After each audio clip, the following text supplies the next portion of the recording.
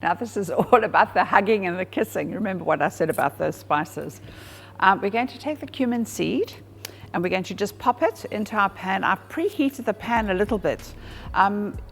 What you need to realize is that these cook very, very quickly. So the idea is to not overcook them, because if you burn the spices, they're going to taste rancid. It's going to spoil everything. The spice talks to you.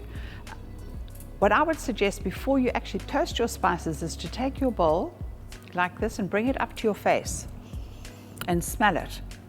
It's got a nice aroma, but you will know when this starts hitting your nostrils, when it comes up off the pan, that it's time to move it, okay?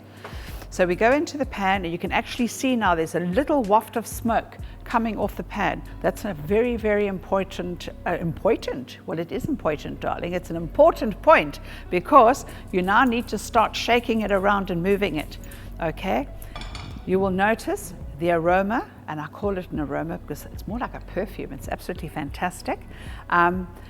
And because the pan is hot and the spice is hot, it's going to continue to cook. So you can't just take the pan off the stove. It's starting to crackle. It's talking to me. You see, food talks to you. Look at that.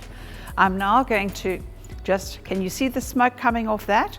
I'm now going to just take it and tip it onto a cold plate. Very, very important. You can't just remove the pan from the stove because they will burn. It will continue to cook. There's too much heat in there. And if you actually have a look at that, you can see the smoke is still coming off your cumin seeds, okay? So let's pop those aside like that. And why don't we take a couple of fennel seeds? I've been bragging about the fennel and how marvelous it is when you put some heat on it. Have a look at that. Wonderful digestive. You'll often find in an Indian restaurant they have sugar-coated ones, and it helps to digest your food after you've eaten it. Make lovely fennel tea, very, very good. Don't do what I do and put your hand in the pan. But once again, you can see the smoke. I'm going to put this off now. You can see the smoke coming off the pan. I can smell it. It happened so, so quickly. It's like when you fall in love. It's fast, baby. Look at that. Can you see? Can you see the smoke coming off that? And I can smell it. It's talking to me. Take it out of the pan and just pop it on the side.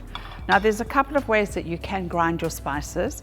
I normally use a machine because I want my spices to be quite fine, because they're going into a stew or a curry or something that's saucy, and I don't want the little gritty bits, okay? If I'm going to rub it all over a roast, what I do is I will pound it so it's nice and rough, and I mix it with olive oil and my salt and pepper, any other spices I want to marry that with, and then rub it on, because it's so nice to encounter the little chewy bits. I want a roast beef or a roast lamb. It's really nice.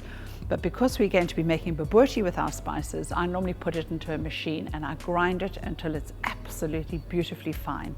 And that's what I'm hoping that you're going to do.